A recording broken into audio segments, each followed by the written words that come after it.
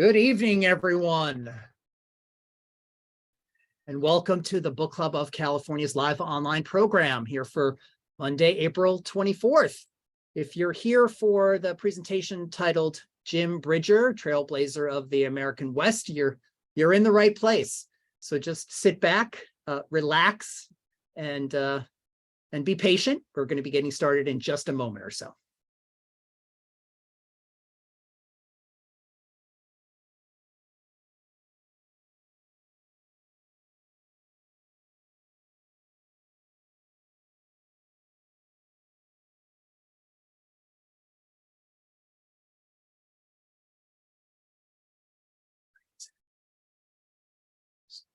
Checking the participants coming into the room.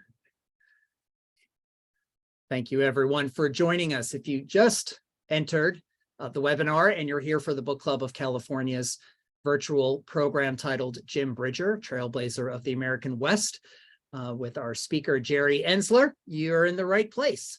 We're going to get started in just a moment or so. We have quite a few people registered for this webinar, so we're going to give them a minute or two to join us as they come in from the waiting room. So just be patient for a few moments longer. We're going to be getting started shortly. Thanks.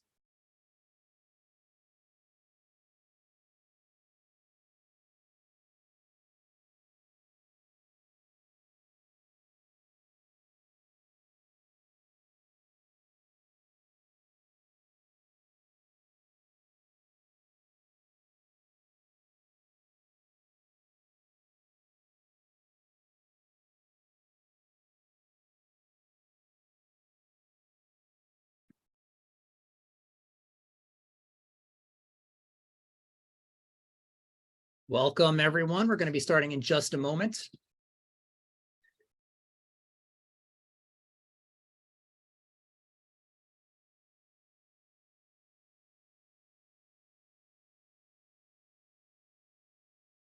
All right, let's get started. It's a few minutes past the top of the hour. So good evening, everyone, and welcome to the Book Club of California's program for Monday, April 24th, 2023.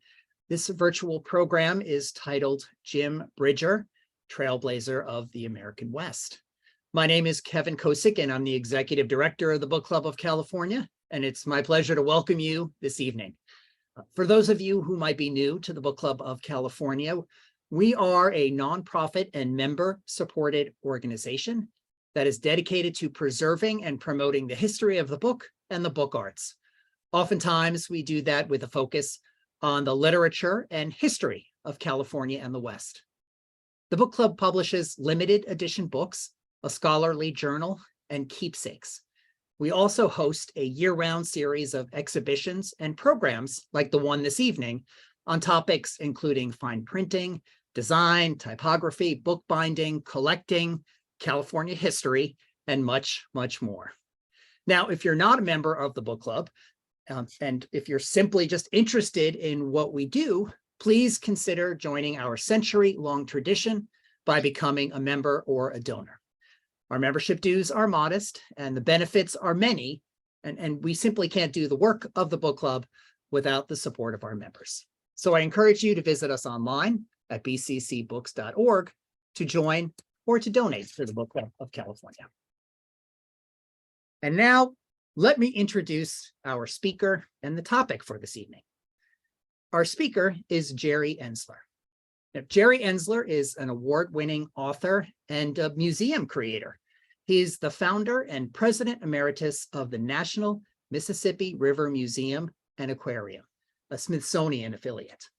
Now, in that capacity, he created and scripted museum exhibits and films that have been seen by over 5 million visitors.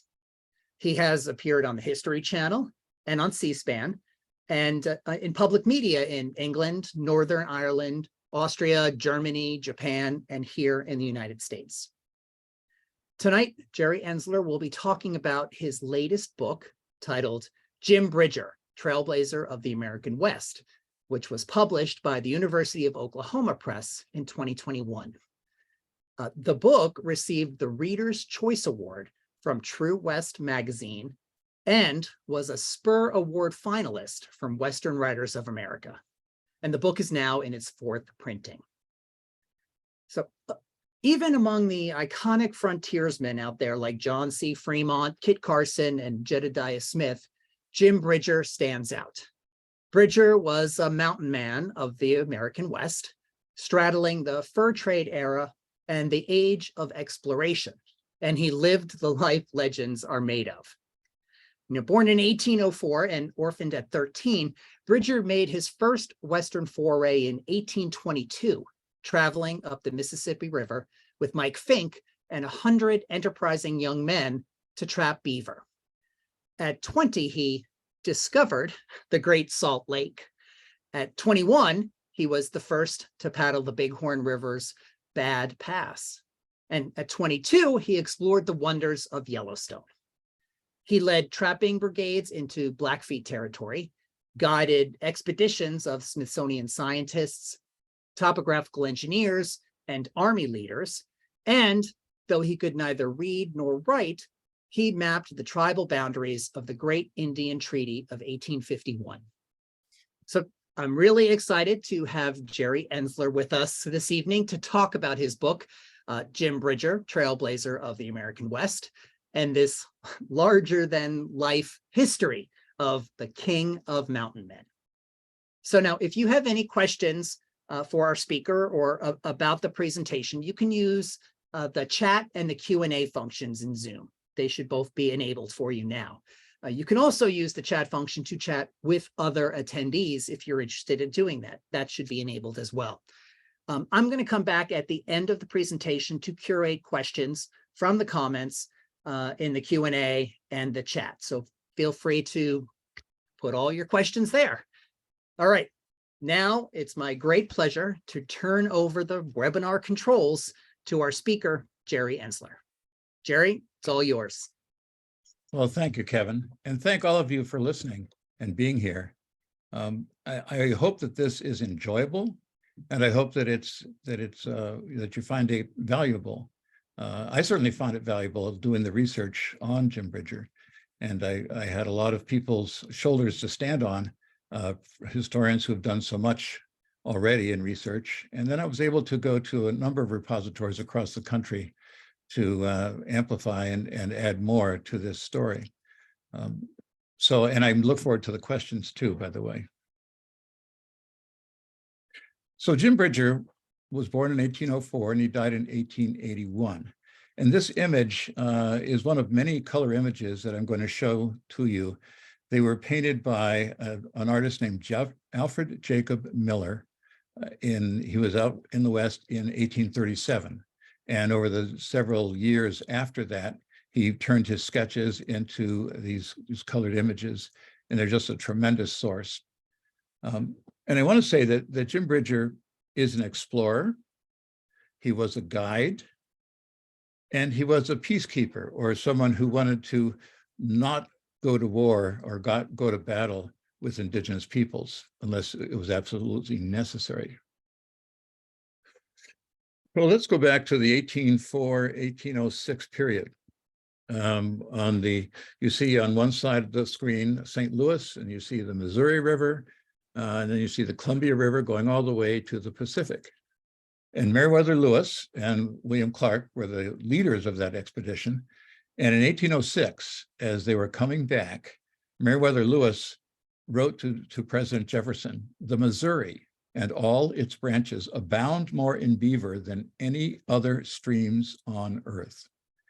And that really is a significant thing in America's history, and in terms of this whole concept of manifest destiny. There's resources that are bound to be utilized, and so the idea of fur trade was significant, not only to the indigenous peoples who were here, but to the United States, Russia, Great Britain, Spain. All kinds of people were looking to benefit from that resource. Jim Bridger was 8 years old, and his family moved from Richmond, Virginia. You can see an arrow pointing to Richmond, to a place called the American Bottom in the Illinois Territory. It was 1812. This is the map in the center. This is a map of the American Bottom. It was called American Bottom. It was bottom because it was a flooded area, and American because that was on the east side of the Mississippi River. And so the west side until 1803 was claimed by indigenous peoples and claimed by the Spanish and claimed by the English, French. There's all kinds of sources, but this shows Bridger was living in this area. And so there's some arrows at the top. The Illinois River comes down from the Chicago region and joins the Missouri River, the Mississippi River. The Mississippi River is the main river here. The Missouri River, they're just showing a little stub right next to where it says Mound Group. Those are Indian mounds. And Bridger's journey was up the Missouri River, heading west and then north. The War of 1812 came obviously in 1812 and went to 1815.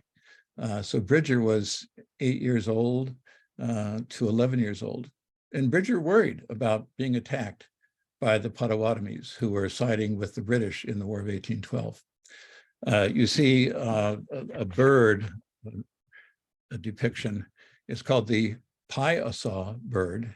It was an image that was seen by Marquette and Joliet in 1673. And it was still there in the 1700s and 1800s. At the bottom, you see, bottom right, you see the Cahokia Mounds, which are actually the largest extant evidence of construction by early indigenous people. So that was kind of the geography of where Bridger was when he was 8 years old, 9 years old, 10 years old. When in 1822, Bridger was 17, going on 18, and this ad appeared: to enterprising young men. The subscriber, who was William Ashley, wishes to engage 100 men to ascend the River Missouri to its source, there to be employed for 1, 2, or 3 years. And this was a unique opportunity for people like Jim Bridger by so many people. And I want to read to you a little bit so you understand. I'm going to go through a lot of what happened in Bridger's life, but you may have an interest in how is this book written. It's heavily documented with notes, but it's meant to be read by anyone who likes to hear a good story. So I'm going to read just a little bit of what the style of the writing is. When Bridger was 17, he was ready for the next phase of his life. Some men were becoming merchants or farmers, but Bridger was drawn to the river. Though the frozen Mississippi might look like an icy shroud, spring would soon break the river free and start Jim Bridger in a whole new direction. So Bridger is in the St. Louis area across the river in Illinois. If Jim Bridger looked up the Mississippi, he might imagine the vast wilderness north of the Minnesota and Mississippi rivers. Zebulon Pike and 20 men had searched for the source of the Mississippi, but they never found it. If Bridger looked down the Mississippi, he could imagine it flowing hundreds of miles south to New Orleans and the Gulf of Mexico. But Bridger was destined to follow the chocolate snake called Missouri, whose fangs reached far into the Rocky Mountains. Bridger couldn't read, so the words of the advertisement in the Missouri Gazette that February day in 1822 must have been read to him. Almost every boatman and trapper in St. Louis was talking about this. Bridger planned to send some money, any money that he earned back, to the American Bottom to support his sister. If he was sharp, he could make his pile. If he wasn't, he could make his grave. So that's a sample of what the language is as I tell these stories. So they did go up the Missouri River. You see 3 boats here. The one in the foreground is a flatboat. The one on the, I say top left from my perspective, that is a keelboat with a sail. And the primary boat in the center is a keelboat where they don't have the sail on the mast, but they have men who are pushing this poles against their shoulder. And the other end of the 20-foot pole is going to the bottom of the river. And that's how they forced these boats to go up the river. And that was one of the things that Bridger would do. Bridger was a riverman. He had actually worked on a ferry boat, presumably crossing from Illinois to Missouri when he was maybe 12 years old, when he was orphaned. His father died early, his mother died early, his brother died early. And suddenly it was just him and his sister. And so that's why at the age of 12 and 13, he had to become an apprentice. Bridger was an apprentice to not a blacksmith in St. Louis, as most historians and books have said.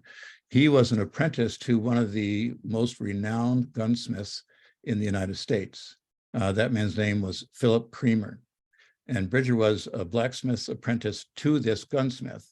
It was a very significant role, a great opportunity for a boy of 13. Actually, he started when he was 12. And he actually lived among the Potawatomi Indians after the War of 1812. And so this group of indigenous people that were against the Americans during the War of 1812, suddenly Bridger was at their Illinois Indian Agency, and he was actually helping, repair or support the preparation of blacksmithing and gunsmithing by Philip Creamer. So that was a pretty significant opportunity for a boy who's 12 and 13 years old. So where was he going when he was going up the Missouri River? Or better said, what was he intending to do? He wanted to do what these gentlemen were doing. They're hunting beaver, they're trapping. So the man on the left in the blue, he's actually setting the trap. The man standing up, he's putting a pole in the ground that will tie or chain the beaver trap to the area where they're setting their trap. And so while they may have gone up the river in teams of 50 to 100 men, when they went out, trapping the beaver, as Bridger did when he was 18 years old, it was usually in a pair of two. So here I want to walk you through some of the geography and some of the things that happened from 1818 to 1825. You see the number one, when they went up the Missouri River, they stopped at where the Yellowstone River flows into the Missouri. And Andrew Henry, who had been a veteran of fur trade and exploration, he was in charge of this. And so they built a fort called Henry's Fort, or Fort Henry. And from there, they sent men out in different brigades, maybe 20, 30 people at a time, and they would spend the winter. Some of them, you can see winter camp, 1822, 1823. So there were 20 or 30 people there. Others went up the Yellowstone. Others stayed in that fort area. The next year, they had some challenges in that first year of 1822. There was a group of indigenous people called Blackfeet, and there are several different groups in what they call Blackfeet. And they were closely allied with the British, and so they were not very anxious to have Americans come there. And so they needed more men and they needed more supplies. So William Ashley, also one of the partners, he took another set of keel boats up the Missouri River, and at spot number 2, that's the Arikara villages, and there was a terrible battle there. Over 13, I think it was 13 men in the Ashley Henry party were killed, and several more were injured. Because of this, so many different challenges in terms of staying along the Missouri River, they decided they really needed to go overland. And that's where we get to point number 3, which is South Pass. Instead of going up the Missouri and then crossing over to the Snake River and the Columbia River, they decided to go overland. They would follow the Platte River. And Bridger was all experiencing this as he was 18, 19, 20 years old. He wasn't a decision maker at that time. He followed orders, but he proved himself to be extremely talented. Even though he could neither read nor write, he had a remarkable way to capture to kind of carry a map of the West in his head. And he would love to actually take out a stick and draw it in the sand, or he'd take a piece of charcoal and draw it on any kind of a subsurface that he could. And in 1824, South Pass was not discovered, it was rediscovered. Of course, it was already known by the indigenous people who were here and had been here for thousands of years. But the group from John Jacobs Astor's exploits back in the 1810, 11, 12 period, they went across this pass called South Pass. It had been forgotten. And so Jedediah Smith and Tom Fitzpatrick and several others made this exploration. It's interesting how they did this. They found themselves up in, it's in that area labeled number 5. It was the area with the Crow or Absaroka Indians. And they were, Bridger and several others, maybe 60, 70 people, they were wintering there, and they found that the Crow were very hospitable. And so they spent the winter there of 1823, 1824. And there's one of the trappers said, well, we need to know, where are the beavers? Where can we find them? How can we get across these mountains? Because they did try to cross the mountains by what's now Union Pass. And it was a horrible experience for them. The wind and the cold and the frozen waters and snow being very, very deep. It was an extraordinary challenge. So the man name was Kleiman, James Kleiman. He put the sand in areas like he was trying to mold or make a 3-dimensional map of where the mountains were. And they were using an interpreter who was telling him. So the interpreter asked the question, how do we get across these mountains? And so the Crow Indian who was watching all this, he erased all of the hillsides that had been set up there, and he created what was the actual recognition. And he said, and if you go down to the south, you can cross over these mountains on a very low pass, and it's called South Pass, and you can drive over it, today, and it doesn't feel like it's much of a mountain pass at all.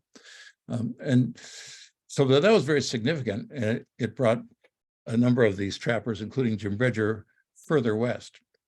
Bridger started to become noticed. Number 4 on the map is the location of the Great Salt Lake. They were following the Bear River, and the Bear River starts by flowing north.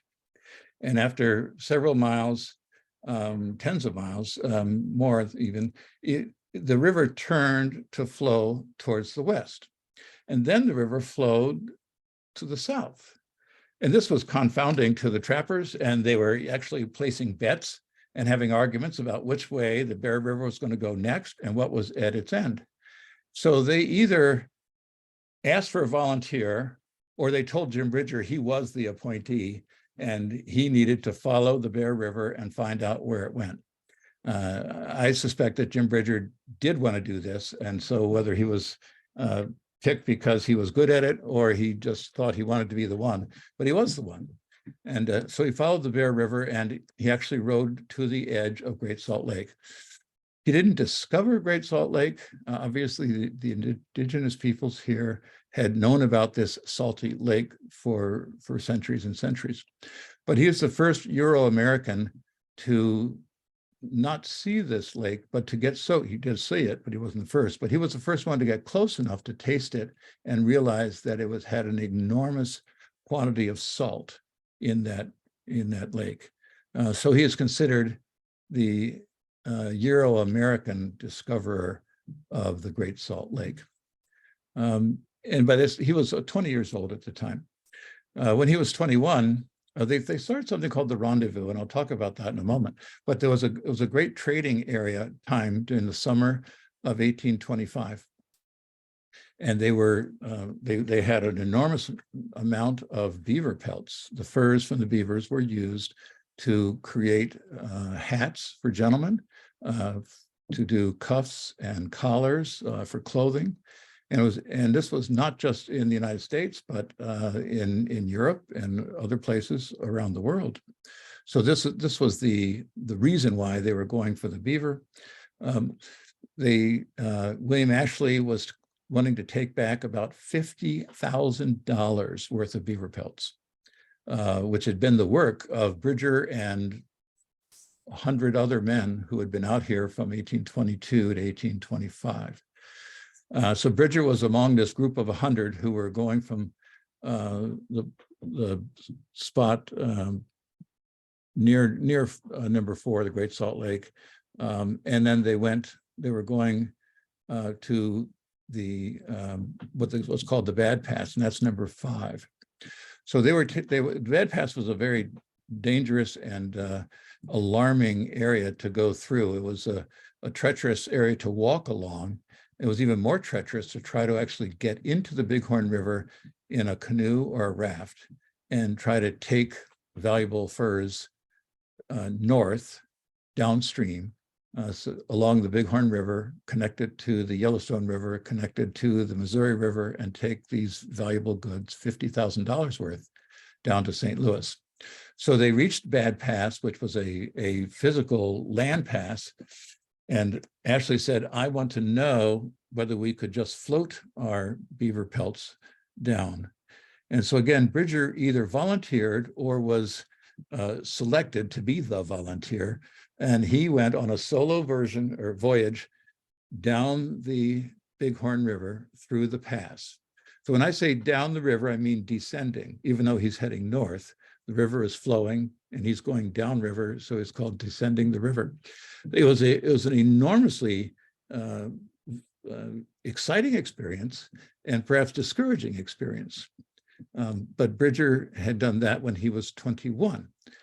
So this is a remarkable man who raised his hand either way too often or just as much as he wanted to, but he found himself to be in a leadership spot among these 100 enterprising young men. And by 1825, there probably had been over 500 mountaineers had come out at that time. And they called themselves mountaineers, not mountain men. So imagine, so Bridger has gone through all of this. He's seen people die. He's seen tremendous weather incidents. He's had some significant experiences in terms of leadership. And then he may have remembered back in 1822, the men, these 100 enterprising young men, they were to be engaged for 1, 2, or 3 years. Well, this is now 3 years, 1825. And Bridger perhaps had a choice. We don't know what he was thinking at the time, but the 3rd year was up and he could have gone down. They did not take the furs onto the Bighorn River. They went on the land route and it was safely arrived there at Henry's Fort, or what was Henry's Fort, at the Yellowstone in the Missouri. And so Bridger could have gone down the Missouri and gone back to the American Bottom, gone to St. Louis. He decided to stay out in the West. So it had already been 3 years where he had been sleeping out under the sun, under the moon, in snowstorms, building cabins whenever they could. And he wanted to keep on doing that. And so he headed west and he was under William Sublette, and they rode into the Yellowstone and they got to learn more about Yellowstone. And Bridger was one of those many who explored. At this point, Bridger was 22. So I mentioned the rendezvous, and we're not going to go through this in detail, but you see these little red triangles. That indicates a site where a rendezvous took place. And the summer rendezvous was designed by the owners of the company to purchase pelts.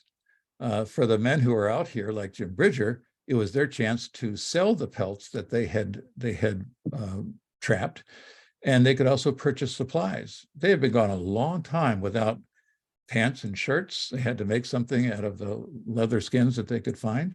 They hadn't had coffee for a long time. They hadn't had sugar. They hadn't had alcohol for a long time.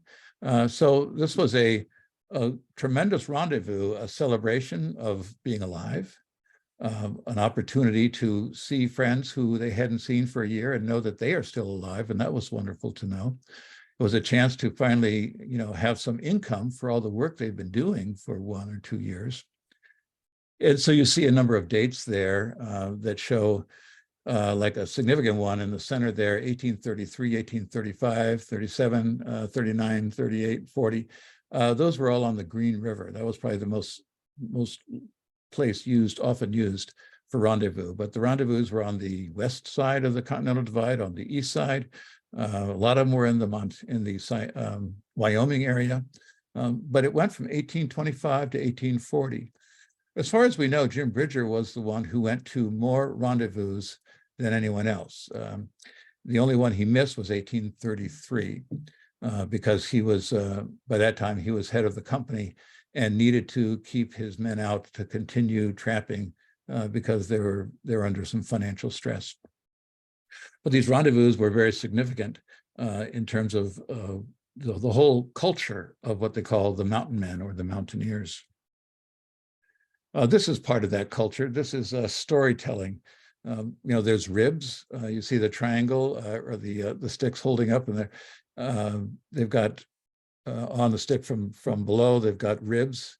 There's native peoples on the left. There's a man looks like he's pouring out of a keg at the man in the blue coat, and then people are telling their stories. This is part of life. This was their family. They had left families in St. Louis, in Cincinnati. So who were these people? Well, they were Americans, Euro-Americans. There were some black men. There were Iroquois Indians. There were Delaware Indians. There were Flathead Indians, the Salish. They were being hassled by the Blackfeet and by the Bannock Indians.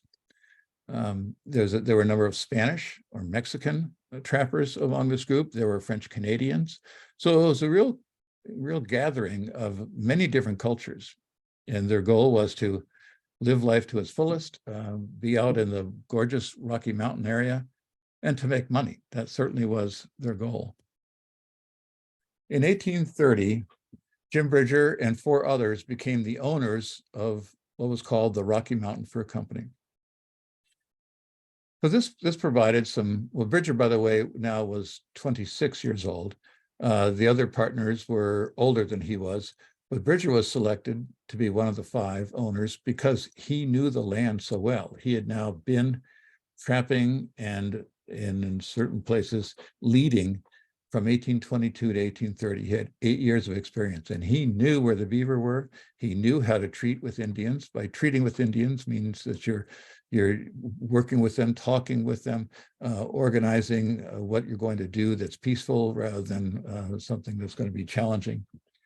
And they had some challenges. One challenge was the Blackfeet people.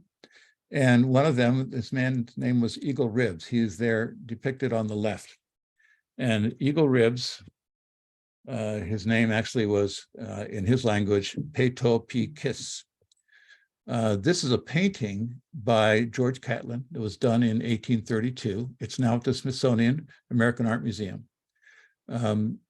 When this painting was being done by George Catlin, Eagle Ribs told George Catlin, probably through a translator, that he was now wearing 8 scalps that he had taken from trappers and traders. Well, just about 4 months after this painting was made, Eagle Ribs and Jim Bridger had a confrontation. And it's a long story, but the end of it is that Eagle Ribs came forward and he struck Bridger. He grabbed Bridger's own rifle and he pulled it out of his hand. And Bridger wasn't expecting that. And then he hit Bridger over the back of his neck and almost killed him. And Bridger fell, and while he was on the ground, Eagle Ribs and his men shot at Bridger and wounded him with 2 arrows in the back. And he kept those. One arrow was be able to come out in 1832. The other one didn't come out until 1835 by Dr. Marcus Whitman, who had come out from St. Louis and further east places. So it was a dangerous place to be there. And so physically, one of their big challenges was the competition with the Blackfeet. And there were financial challenges. Sublette and Campbell were their providers, and they kept charging more for the goods and paying less for the pelts. The American Fur Company, John Jacob Astor's company, which he then sold to this portion to the Chateau family, there was tremendous competition. That's part of what Bridger went through in his 30s. Bridger had a very good relationship with many of the indigenous people. Cora was the first wife that we know about. She was a Salish or Flathead woman. She died an early death, but that was the first known, and there were 2 children from that marriage. In 1847, Jim Bridger married a woman by the name of Chipeta, and that's a Ute word from the Ute Indians, meaning white singing bird. And she died just a year later in 1848. In 1848 or 49, Jim Bridger married a woman that he called Mary. And the family lore is that her name was Little Fawn, but there would have been a Shoshone way to say that.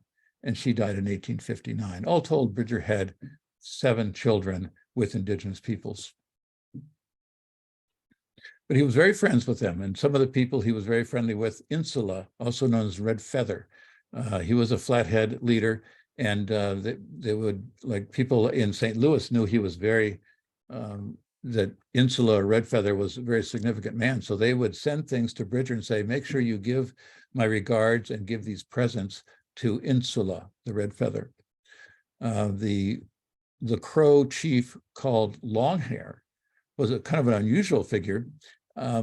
He was growing his hair. It got to be, I think, about 10 feet long.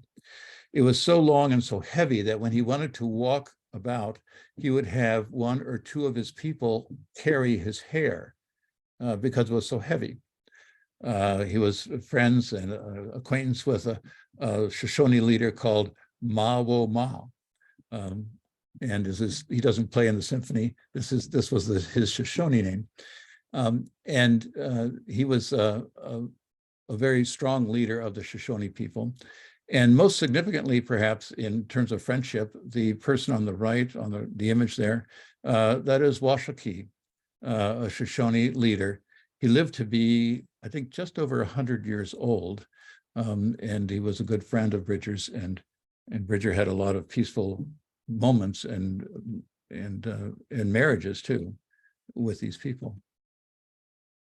So I mentioned the rendezvous. Now this happens to be an image from the Green River Rendezvous of 1837.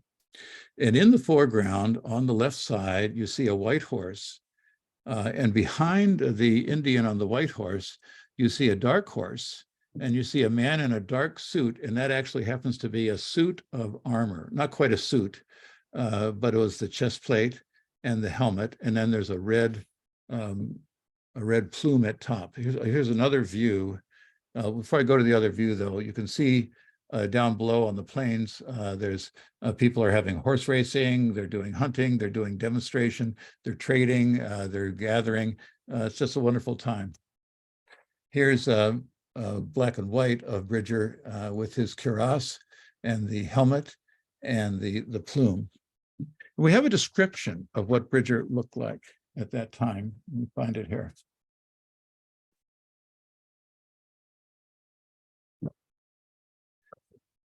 There was, after this suit of armor was given to Jim Bridger by William Drummond Stewart. William Drummond Stewart was a very wealthy man from Scotland, from Perthshire, and he became very close in terms of admiration of Jim Bridger.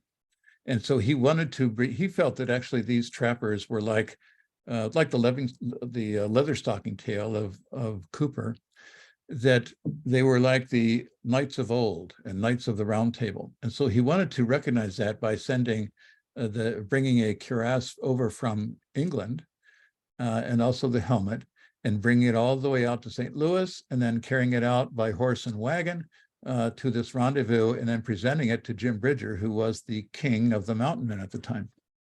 And the very next day, he held a grand party, and that's what I'm going to read from. At this party, because Captain Stewart brought all this significant amount of wines. On the right of Captain Stewart sat, or rather squatted in Oriental fashion, one of the most remarkable men of this remarkable assemblage. This was Jim Bridger, who was engaged to fill the difficult and hazardous position he now held as leader of beaver hunting parties. Bridger had an absolute understanding of the Indian character in all of its different phases. His bravery was unquestionable, his horsemanship equally so. And as to his skill with a rifle, it was scarcely doubted when we mentioned the fact that he had once been known to kill 20 buffaloes with the same number of consecutive shots. What did he look like? The physical conformation of this man was in admirable keeping with his character, tall, 6 feet at least, muscular, without an ounce of superfluous flesh to impede its force or exhaust its elasticity. I think he's exaggerating here. Anyway, he goes on to say, he might have served as a model for a sculptor or painter by which to express the perfection of graceful strength and easy activity.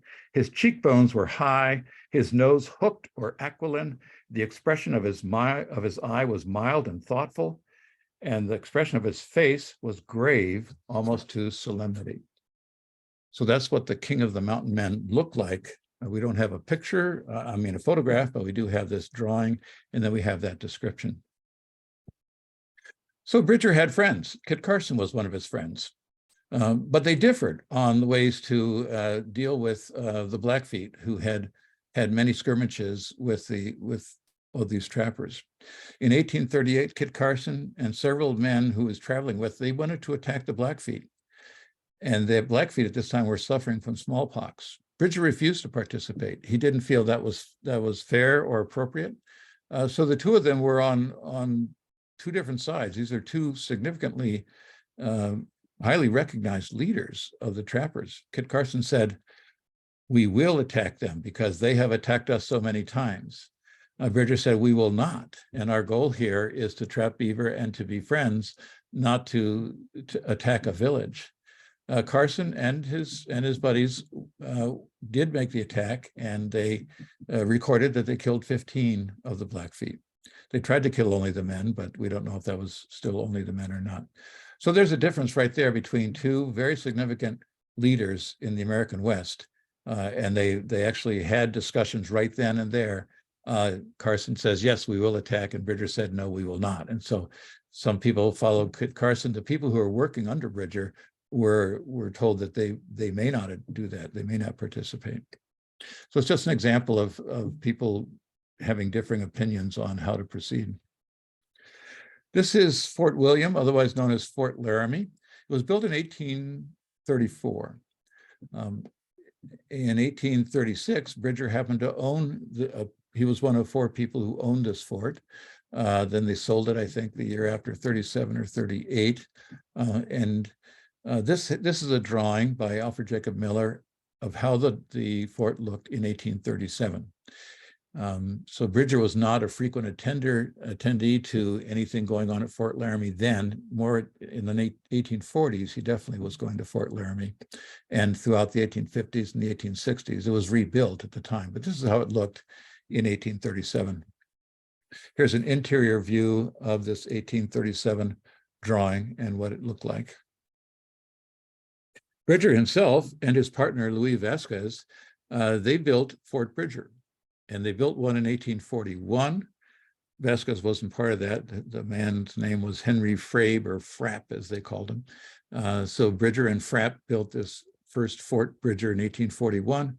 In 1843, they built another Fort Bridger.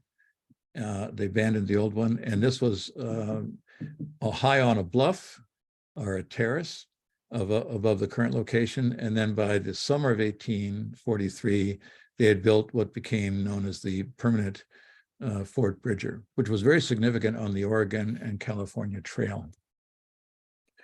So here are some travels to the west. As I say here, from 1841 to 1853, number 1 is the location in southwest Wyoming. That was where Fort Bridger was.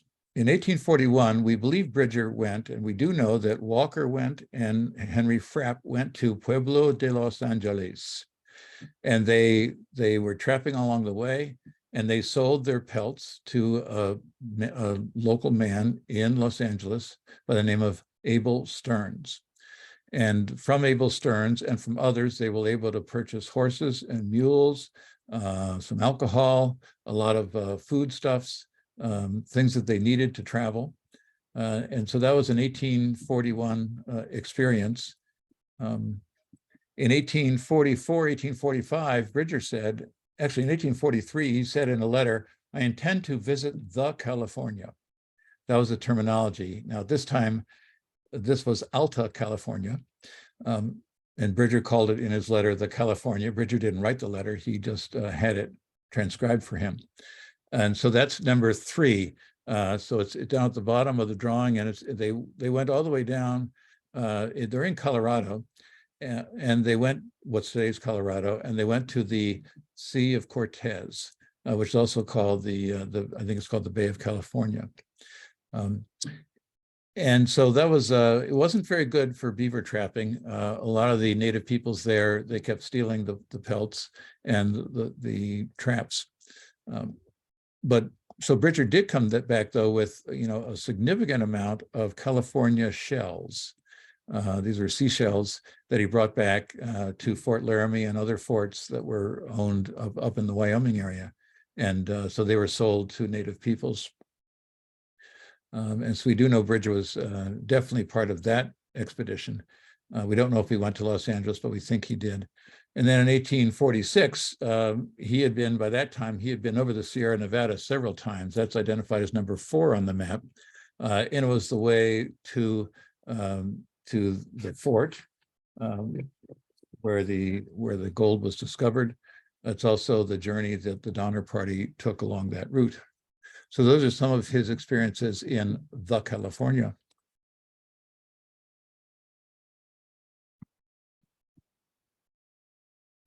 And there we go. Okay, the Church of Jesus Christ of Latter-day Saints. They came to the mountains in 1847. They had been having challenging times trying to have a place where they could prosper and live with their religious beliefs. And they were moved out or kicked out or discriminated against in many different areas. And so when Joseph Smith was killed, Brigham Young became the president. And so he led the group in 1847. By 1849, Brigham Young wrote a letter to several of his people and started out by saying, "Old Bridger is death on us." Brigham Young was convinced that he needed to get rid of Jim Bridger. Jim Bridger was very close in terms of mileage, maybe 100 miles perhaps to Great Salt Lake. And so almost all the people who are traveling now to Oregon and traveling to California and or Mormons traveling to Utah, they often went through the Green River Valley. And Bridger had the ferry boats, had 2 ferry boats, he and his partner, Louis Vasquez, crossing the Green River. So that was a lucrative thing that Bridger held, and the Utah legislature decided that they would take that away from Bridger. In 1853, Bridger was charged by federal leaders or federal judges, but with a lot of Mormon pressure, charged with treason. And Bridger therefore had to take his family to Westport, Missouri. And in 1855, Bridger and Vasquez sold their fort and their home. This is all documented in a narrative, and you can, all these stories I've been telling are these facts. These are things that kind of pinpoint what happened in Bridger's life. But as you read the book, you'll hear about the challenge that he had and what he would want to do and what others did to conflict him. So it's a lot about telling a story about what happened to this man. And I'm giving you just a very short, narration here. I'll go very quickly here. These are some of the people that he guided. In 1849, he guided Howard Stansbury to a route from Fort Bridger to Salt Lake. And then the next year on the Overland Trail, and he took them along what's known as Bridger Pass. In 1851, he was at the Horse Creek Treaty, and he drew the maps with Father de Smet and Thomas Fitzpatrick. In 1854 and 56, he was helping Sir St. George Gore do his hunting, and he wasn't very satisfied with that. Much more significant was his time in 1856. He was guiding G.K. Warren, who was creating perhaps the most significant map of the United States West in that time, and Ferdinand Hayden, who was probably was the most significant paleontologist who had just discovered the bones of the dinosaurs in North America. And so he was quite a prominent person. He also was the chief guide for the Utah War, which was not much of a war, but it almost was a war. He was guide to William Reynolds and also, again, Ferdinand Hayden. He was a guide to Edward Berthoud, who wanted to create a railroad route from Denver to Utah in 1861. In 1862 and 3, he was guide to William Collins, and then he blazed the Bridger Trail, and I'll get into that in just a moment. And then he was guide to the Army for the Bridger Trail, 1865-68. So he was very significant. And that's why I say there are three eras of his life. He was an explorer, and then he was a guide, and then he was, and I'll talk about this as my closing remarks, he talked about the, he tried to preserve the rights of indigenous people and their lands. So there's a map showing, there's a red line, and that's the Bridger Trail. And it goes from Fort Casper up to the Yellowstone River and eventually to Bozeman. There's another line, which is a dotted line, and that is a dotted line from Richard's Bridge, and again goes to the Yellowstone River. The issue was this. Bridger had been all over this land, and he had helped other people map it for many, many years. In 1863, 1864, a man named John Bozeman said, we can make a route to the gold that's now in, by the time it was in Idaho and Montana, like Virginia City, for example. And so Bozeman wanted to go right through the area that was claimed by the Lakota and the Cheyenne and the Arapaho. And Bridger knew that was not safe, and also knew that it really wasn't appropriate to go through those lands, because those indigenous peoples would be very upset about that. So Bridger said, well, I know another route, and he showed how it could be done through the Bighorn Basin. So the real issue is the Bozeman Trail is on the east side of the Bozeman Mountains, and the Bridger Trail is on the west side. So in 1864, there was a party of men on the Bozeman Trail, and the Sioux Indians, they stopped them. These Sioux were followers of Red Cloud, an Ogallala Sioux leader. And Red Cloud, you see a picture on the left, he told them, these miners, he said, do not continue on this route. This belongs to the Sioux people. And he said, you should take the blanket road. What did he mean by the blanket road? Well, if we look at the text over there, the Crows knew Bridger as Cassipi, the blanket chief. And so the Crows said, oh, take the blanket road. We would like you to take the Bridger road, the blanket road. And of course, Red Cloud agreed with all that. But it was not to be. The US Army decided they were going to continue to use the Bozeman Trail. Bridger was against that, very much against that. This is a drawing in 1865, the hanging of the chiefs. It was just a short distance from Fort Laramie. And now on the left, there's someone named Big Crow. He was a Cheyenne. His name was Big Crow.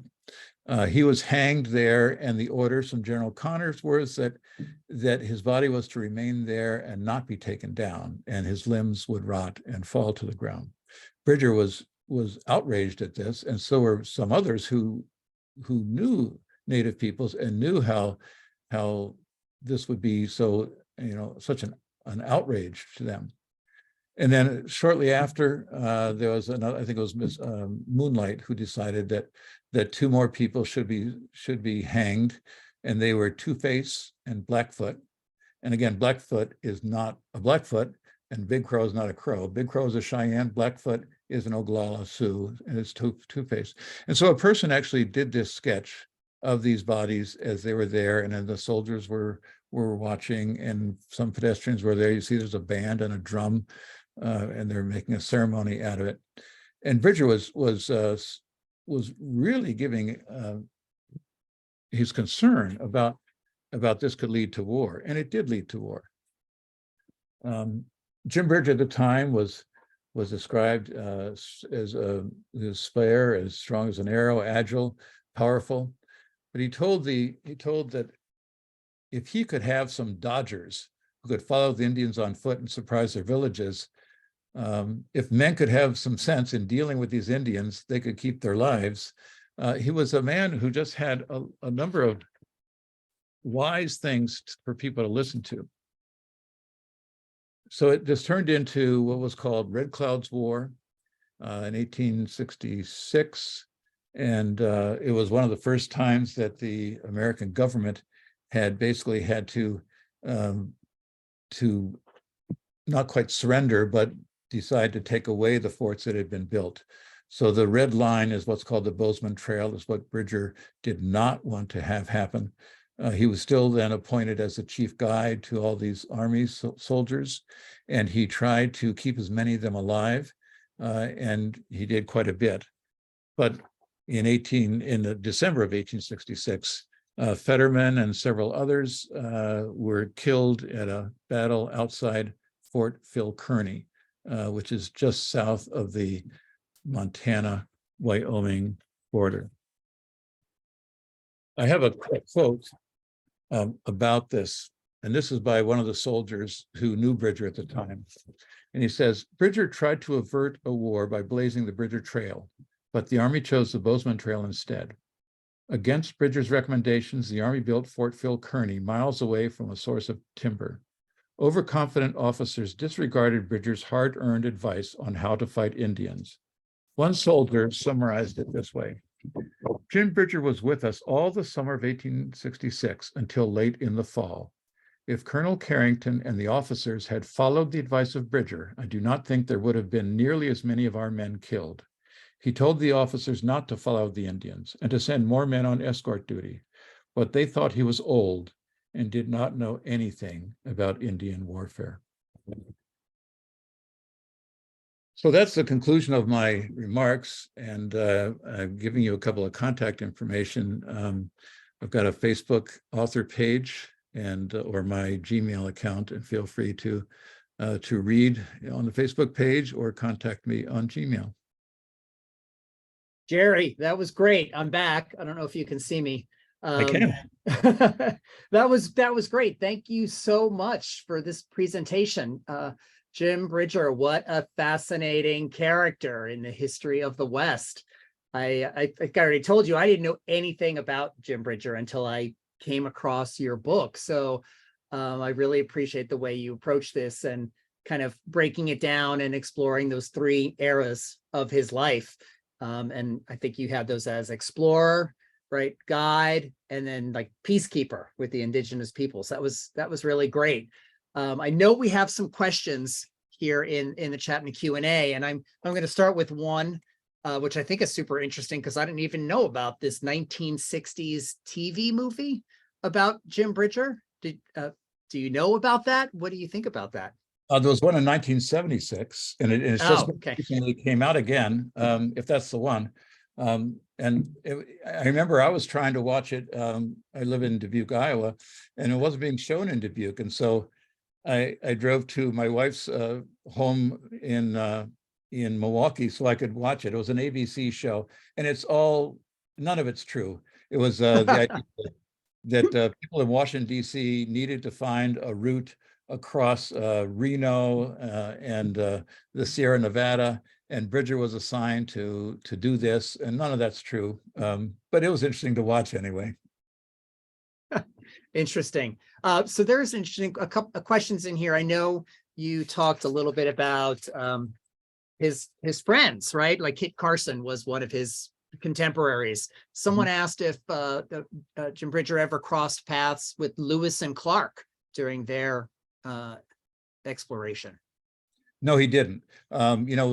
After Lewis and Clark got back, well, first of all, interestingly enough, the Lewis and Clark assembled their expedition in 1803, 1804 in the American Bottom, where Bridger's family went, but they didn't come until 1812. So Bridger didn't meet them there. William Clark developed a museum in St. Louis, and you could see artifacts from their journey and everything. But it said that it was available for those of scholarship and other criteria, and I don't think Bridger would have qualified. So he never would have. He wouldn't have known Lewis and Clark, but he certainly knew a lot of others who were in the West.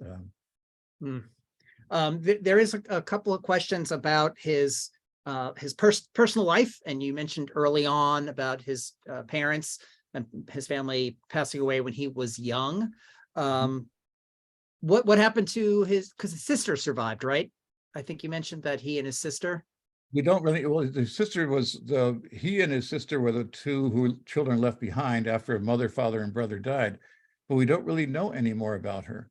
So they really have no idea. Bridger probably did have an opportunity to send some money back. He might have.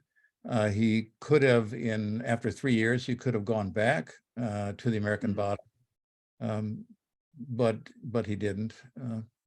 So we really don't know anything about his sister. We do know that many of the descendants of his children are still living.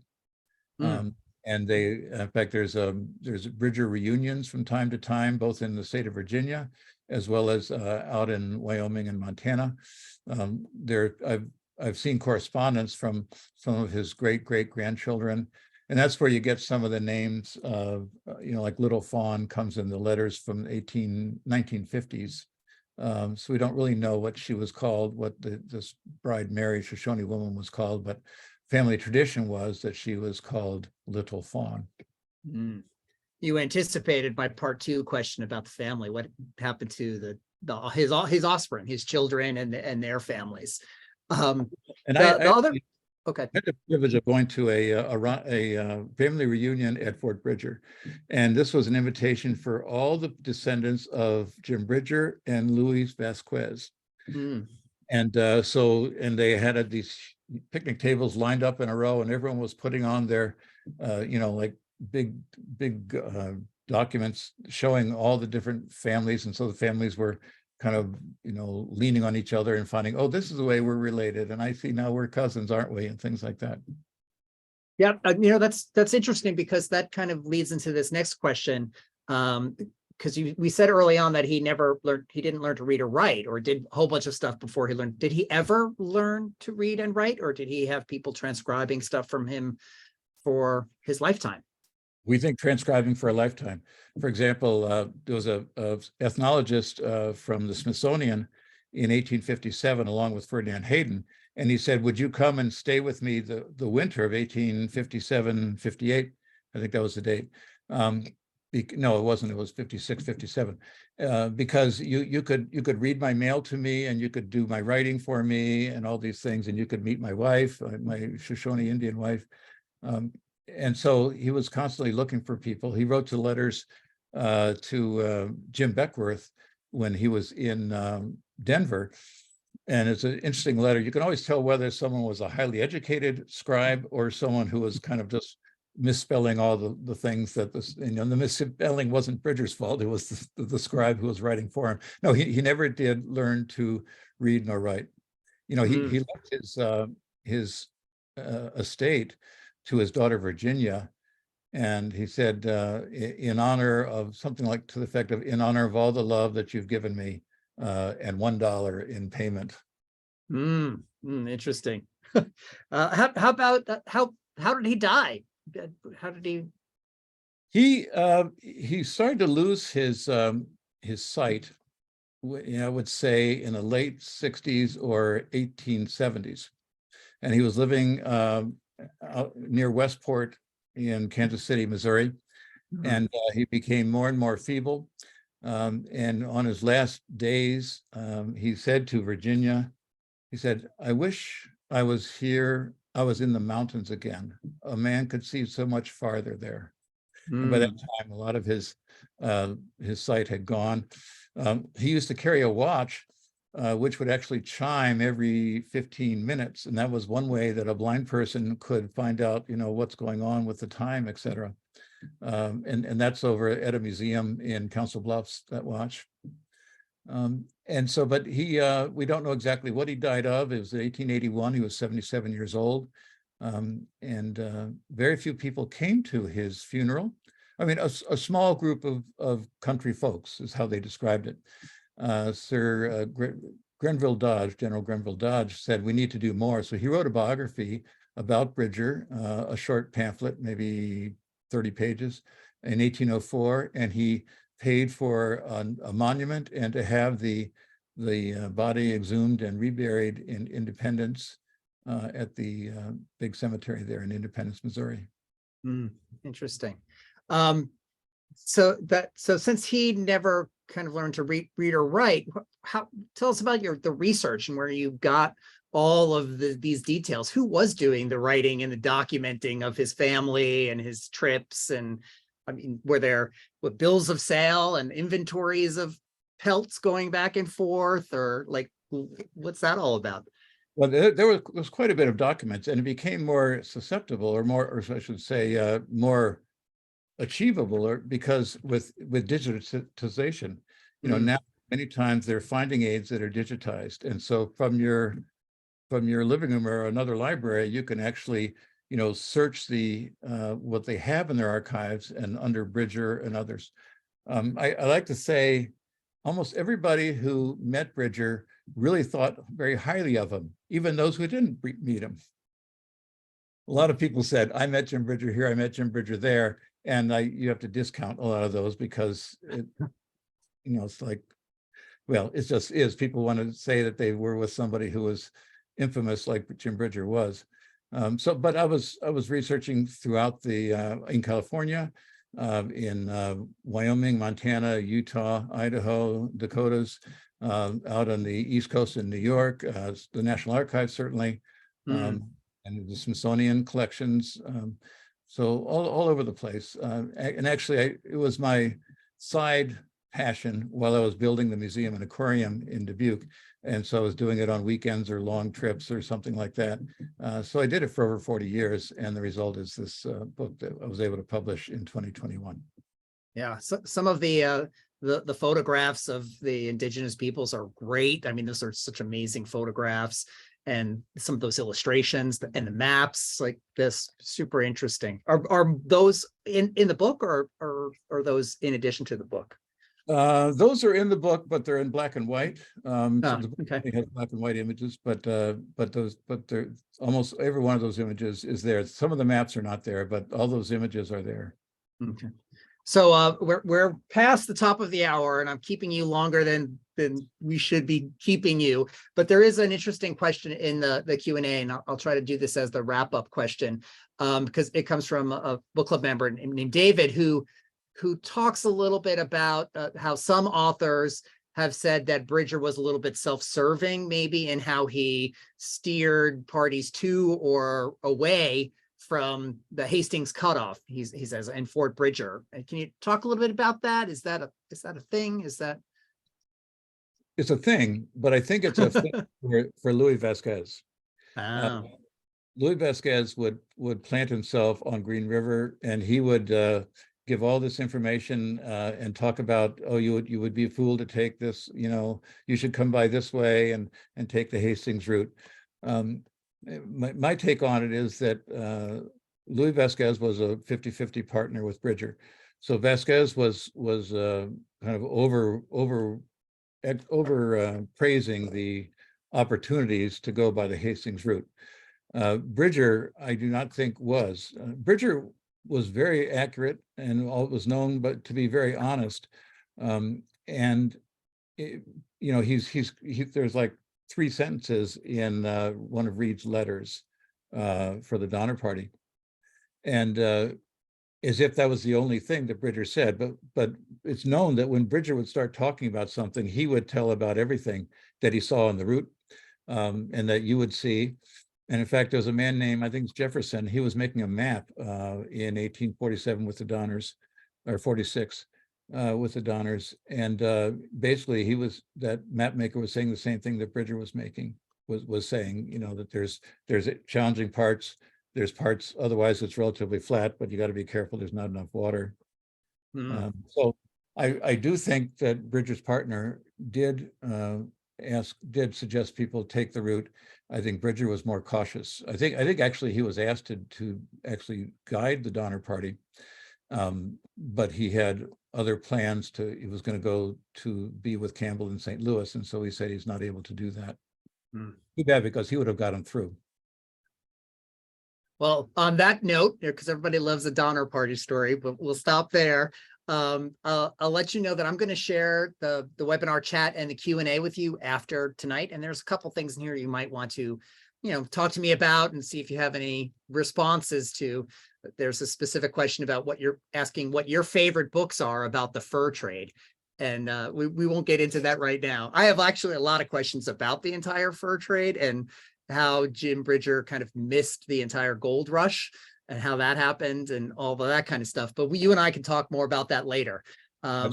So I'll send you these. I will send out an email to everyone who registered and came to tonight's program with the information that's still on your screen there, the contact information for Jerry, including a couple of links to purchase the book if you're interested in purchasing Jim Bridger, Trailblazer of the American West.